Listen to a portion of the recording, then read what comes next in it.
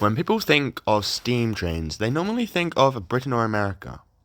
Even if you ask someone about Australian steam trains, they'll probably say New South Wales or Victoria, but hardly anyone talks about Western Australia. And honestly, it's not the greatest. WA had one of the biggest narrow gauge railway systems in the world, yet outside of WA, not many people know much about its steam locomotives. So today, we're going to talk about the WAGR W class. The W class was built by Bayer Peacock and Company over in England, but the story actually starts here in Western Australia. Back in 1947, WAGR's chief mechanical engineer Frederick Mills proposed a brand new steam locomotive. Unfortunately, he never got to see it built. Mills passed away on the 22nd of June 1949 at only 51 years old, leaving the project unfinished. After his death, Charles Clark took over the project. Now by this point, Bayer Peacock had already spotted a few problems with the original design. So in 1950, WAGR and Bayer Peacock met in the United Kingdom and pretty much gave the locomotive a major redesign before it was built. One of the biggest changes was in the firebox. Now, you might be wondering, why redesign the firebox? Well, the W class was going to burn collie coal. Collie coal burns differently to a lot of the coal used overseas. So the locomotive needed a firebox that worked properly with the fuel it was going to actually use. Because of that, they added things like a brick arch thermic, siphons, and arch tubes. Now, I won't go into heaps of detail about those in this video because they honestly deserve their own video of their own. But basically, all of them helped improve how the fire burned and how efficiently the boiler made steam.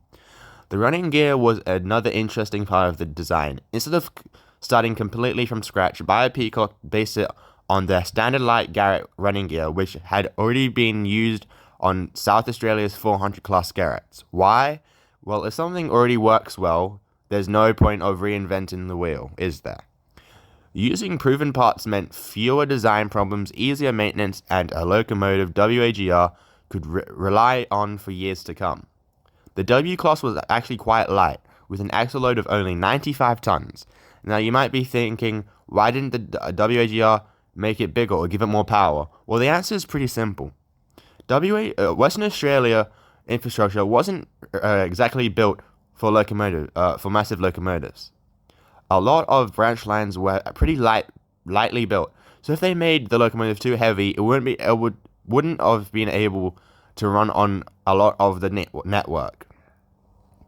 Despite being light, the W class still produced 21,760 pounds of tractive effort. Now, if you just heard that and thought, what the hell is tractive effort? Don't worry. Basically, tractive effort is how hard a locomotive can pull. The higher the number, the more weight it can get moving, and the better it will climb hills with heavy trains. For comparison, Britain's famous A4 class produced around 35,455 pounds of tractive effort. So, the question is, why is the A4 got so much more power, or more tractive effort? Well, first, the A4 ran on standard gauge track, while the W class ran on Cape gauge. Gauge is simply the distance between the two rails. Standard gauge is 4 foot 8.5 inches. Cape gauge is only about 3 foot 6. That might not sound like much, but it makes a huge difference. A wider railway lets you build a wider locomotive, bigger boiler, bigger cylinders, more room for machinery, which usually means more power. The W class didn't have that luxury. Instead, WAGR designed a locomotive that was light enough to run almost anywhere on their railway, still having enough pulling power for mixed trains and climbing grades. Now, one thing I've mentioned a couple of times is the wheel arrangement. The W class is a 482. If you've never heard that before, it's actually pretty simple. The first number is the leading wheel. That helps guide the locomotive around curves. The second is the driving wheels. These wheels are connected to the pistons, which are what makes the locomotive move. The last number is the trailing wheels that support the back of the locomotive and the firebox. So in the W's case, 4 leading wheels, 8 driving wheels, and 2 trailing wheels. Simple once you all know what it means, but when you get to articulated locomotives, it gets harder. But we don't have to worry about it. Don't worry about it. The W at heart is a freight engine, but it regularly hold the austral end. Now, for my non-Australian viewers, the austral end is a passenger service that runs between Perth and Bunbury. It's about a 175-kilometer trip, and for all of you freedom dispensers, about 109 miles. The W wasn't built for speed. It had a top speed of about 80 kilometers per hour or 50 miles per hour. Now, for a 482 with only 4-foot driving wheels, that's actually pretty impressive.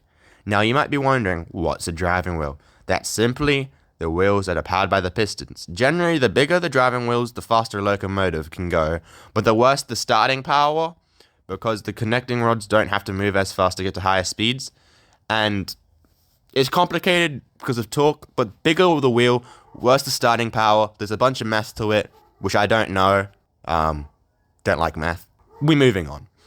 That's why express locomotives usually have massive 5 or 6 foot driving wheels, while freight locomotives normally have much smaller drivers, around 4 foot or even less. The W was known for being an easy steamer and a really strong puller. Now, it wasn't perfect. When they first entered service, they had a few teething problems. Eventually, engineers traced the biggest problem back to the thermic siphons. They were causing too much movement inside the boiler, which put extra stress on it. Because of that, the thermic siphons were gradually removed over the next 7 years or so. Now, if you're wondering, what is a thermic siphon? But honestly, they're kind of hard to explain. But basically, they're a large water-filled section inside the firebox that help water circulate through the boiler. Kind of like how when your kettle boils, the water is circulating. In a way, locomotive is just a really complicated kettle with a lot more explosives potential. What a thermic siphon does, it helps prevent hot spots in the boiler and improve steam production. The W class is also superheated. Is also a superheated locomotive, which is another reason it's such an easy steamer. Now, what is a superheater? Well, when the driver opens the regulator, which is, in rail terms, a throttle, the steam doesn't go straight to the cylinders how you'd expect. Instead, it goes through a bunch of superheated tubes on a mystical journey inside the boiler where the steam gets even more heated, making the steam more drier. Drier steam carries more energy, uses less water, and is more efficient than wet steam. Now, the W class only has 2 cylinders outside of the frame. You might be thinking, well, you don't have much space for articulation and stuff, but why don't you just chuck an inside cylinder? Well, they didn't want to. Inside cylinders are complicated. They're very complicated, and they're hard to oil. The people that went into the W class wanted to be reliable. Outside cylinders are much easier to inspect, work on, and oil. If something breaks, it's right there in front of you. You don't have to climb into the pits of hell to fix it, otherwise known as inside the locomotive, or inside the frames. For WAGR, that was much bigger advantage than squeezing a little more performance out of the design. WAGR ended up ordering 60 W-class locomotives, which is actually a pretty decently sized fleet. Unfortunately, like most steam locomotives around the world, they didn't all survive. Out of all 60 that were built, 45 eventually scrapped, only leaving 15 preserved. Now that might sound pretty bad, but honestly, compared to some other WAGR classes, the W did pretty well. Take the V class, for example. 24 were built and only 4 survive today. And even then, most preserved locomotives spend their time sitting in museums. Which is, don't get me wrong, that's not bad. I mean, museums are needed, but I think lots of people agree with me with this. Having a running example is better than a museum piece. Sure, museum pieces are great if you want to preserve it, but when it's running, you're still getting it preserved, and I just feel it's better. Because nothing beats a steam locomotive better. Nothing's better than seeing a steam locomotive doing what it should do. So if you ever find yourself in Western Australia during winter, I definitely recommend heading down to Hotham Valley Tourist Railway. They've got a working W-class in service and another one currently being restored. If you've never experienced WA steam, it's 100% worth it. And if you're in South Australia, you can also see a working W-class running at Pitchy Ritchie Railway. Hopefully this video has taught you something valuable about Western Australia's most successful steam locomotives. If it did, like, subscribe, completely optional if you want. Thanks for actually getting to this video, this bit of the video. If you want to see more WAGR video stuff, comment what you'd want to see, what locomotive you want to see next.